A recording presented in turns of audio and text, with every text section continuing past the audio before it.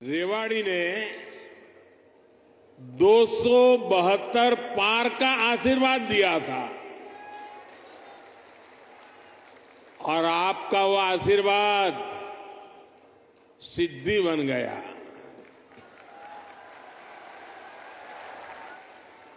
अब लोग कह रहे हैं कि मैं फिर एक बार रेवाड़ी आया हूं, तो आपका आशीर्वाद है अब की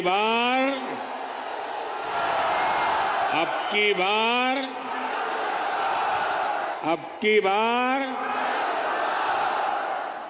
एनडीए सरकार 400 पार। जम्मू कश्मीर से आर्टिकल 370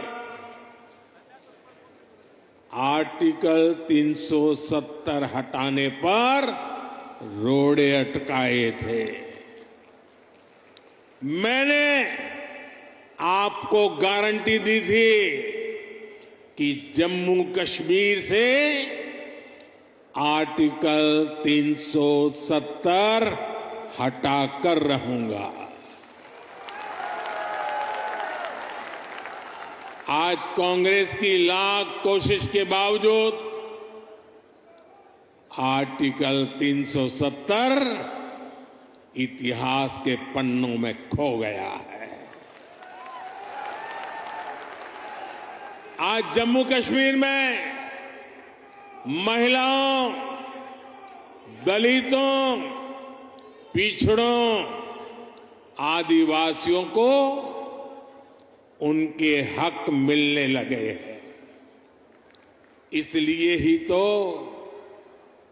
लोगों ने एक और संकल्प लिया है और जनता जनार्दन कह रही है, आप लोग कह रहे हैं, जिसने 370 हटाया, जिसने 370 हटाया, उस बीजेपी का टीका 370 सीटों से होगा।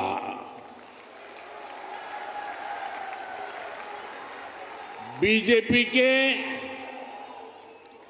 370 ही पहुंचाएंगे एनडीए को 400 पार। हरियाणा के ज्योतिसर में कृष्ण सर्किट योजना के अंतर्गत एक आधुनिक और भव्य म्यूजियम का भी लोकार्पण किया गया, जिस पर जनसभा को संबोधित करते हुए पीएम मोदी ने कहा कि प्रभु श्री राम की कृपा से ऐसे पवित्र काम करने का सौभाग्य प्राप्त हुआ है। प्रभु राम के आशीर्वाद ऐसे हैं कि आजकल मुझे हर स्थान पर ऐसे पवित्र कामों से जुड़ने का अवसर मिल जाता है। ये राम जी की कृपा है। ये म्यूजियम भगवान श्री कृष्ण के गीता संदेश और इस पावन धरा की भूमिका से दुनिया को परिचित कराएगा। आजकल देश और दुनिया में मोदी की गारंटी की बहुत चर्चा है।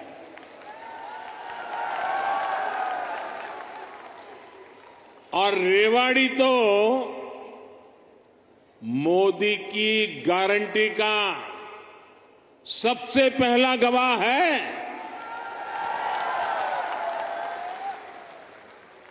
यहां पीएम पद के उम्मीदवार के रूप में मैंने देश को कुछ गारंटियां दी थी। देश की इच्छा थी कि दुनिया में भारत की साख बढ़े। ये हमने करके दिखाया। देश की इच्छा थी कि अयोध्या में प्रभु राम का भव्य मंदिर का निर्माण हो।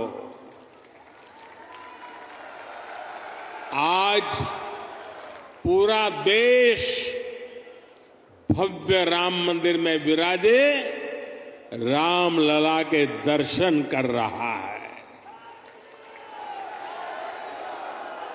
और तो और कांग्रेस के लोग, जो लोग हमारे भगवान राम को काल्पनिक बताते थे,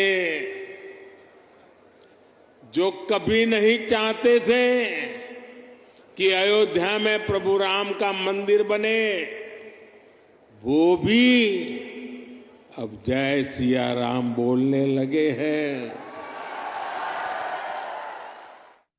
2014 में नरेंद्र मोदी को जब पीएम पद का उम्मीदवार बनाया गया तो उन्होंने पहली रैली रेवाड़ी में ही की थी और उसी रेवाड़ी के मंच से मोदी ने राहुल गांधी को आज एक बार फिर स्टार्टअप कहा।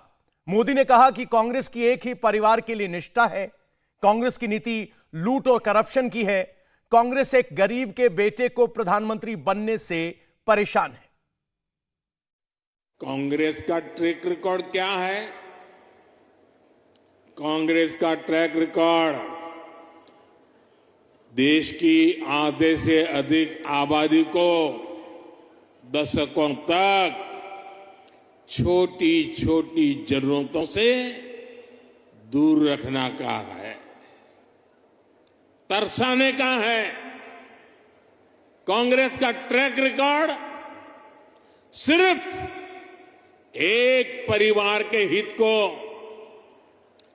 देश और देशवासियों के हित से ऊपर रखने का है। कांग्रेस का ट्रैक रिकॉर्ड इतिहास के सबसे बड़े घोटालों का है। कांग्रेस का ट्रैक रिकॉर्ड आतंकवाद और अलगाववाद को बढ़ावा देने का है। कांग्रेस का ट्रैक रिकॉर्ड सेना और सैनिक दोनों को कमजोर करने का है। ये बातें याद रखनी जरूरी है, क्योंकि आज भी कांग्रेस की टीम वही है, नेता वही है, नीयत वही है और उन सब की निष्ठा एक ही परिवार के लिए है। तो नीति भी तो वही होगी जिसमें लूट है, भ्रष्टाचार है, बर्बादी है। साथियों, कांग्रेस सोचती है कि सत्ता में रहना उसका जन्मसिद्ध अधिकार है। गरीब का ये बेटा जब से पीएम बना है, ये एक के बाद एक मेरे खिलाफ साजिशें करते जा रहे हैं, लेकिन ईश्वर रूपी जनता जनार्दन का आशीर्वाद मेरे साथ है। कांग्रेस की हर साजिश के सामने जनता जनार्दन ढाल बनकर खड़ी हो जाती है। जितना ज्यादा कांग्रेस साजिशें करती है, उतना ही ज्यादा जनता मुझे मजबूत करती है, अपना आशीर्वाद देती है। इस बार भी कांग्रेस ने मेरे खिलाफ सारे मोर्चे खोल दिए हैं, लेकिन मेरे देश की जनता का सुरक्षा कवच, और जब जनता का सुरक्षा कवच होता है, जनता जनार्दन का आशीर्वाद होते हैं, माताएं बहनें ढाल बनकर के खड़ी होती हैं, तो संकटों से पार भी निकलते हैं और देश को आगे भी बढ़ाते हैं। और इसलिए आप सबके आशीर्वाद से हिंदुस्तान के कोने कोने में जो मैं अनुभव कर रहा हूं, इसलिए लोग कह रहे हैं एनडीए सरकार 400 पार, एनडीए सरकार, एनडीए सरकार, एनडीए सरकार। एक परिवार के मोह में फंसी कांग्रेस, हरियाणा में वही हाल है, आज अपने इतिहास के सबसे दयनीय दौर से गुजर रही है। इनके नेता से अपना एक स्टार्टअप नहीं संभल रहा। ये लोग देश संभालने का सपना देख रहे हैं। आज कांग्रेस की हालत देखिए। कांग्रेस के पुराने नेता एक एक करके इनको छोड़कर जा रहे हैं। जिन्होंने कभी इनके साथ आने का इरादा किया था, वो भी इनसे भाग रहे हैं। आज स्थिति ये है कि कांग्रेस के पास अपने कार्यकर्ता तक नहीं बचे हैं। जहां कांग्रेस सरकार में है, वहां इनसे अपनी सरकारें भी नहीं संभल रही है। आज हिमाचल में लोगों को वेतन और पेंशन देने तक में मुश्किलें आ रही है। कर्नाटका में विकास की योजनाओं पर भी कांग्रेस सरकार काम नहीं कर पा रही है। भाई और बहनों, एक तरफ कांग्रेस का कुशासन है और दूसरी तरफ बीजेपी का सुशासन।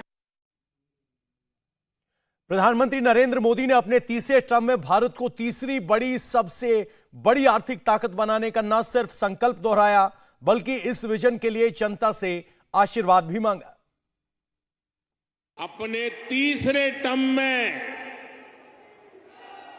अब मुझे आने वाले सालों में भारत को दुनिया की तीसरी सबसे बड़ी आर्थिक ताकत बनाने के लिए आपके आशीर्वाद चाहिए।